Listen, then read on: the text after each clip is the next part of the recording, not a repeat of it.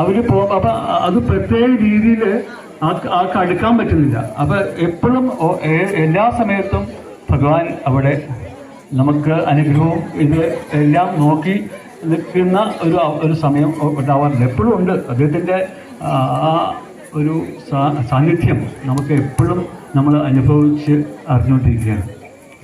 ഈ 2020 കോവിഡ് വന്നപ്പോൾ ഞാൻ എൽസിഡി ബോർഡിലെ കുഞ്ഞിനാണ് റിട്ടയർ ചെയ്ത്.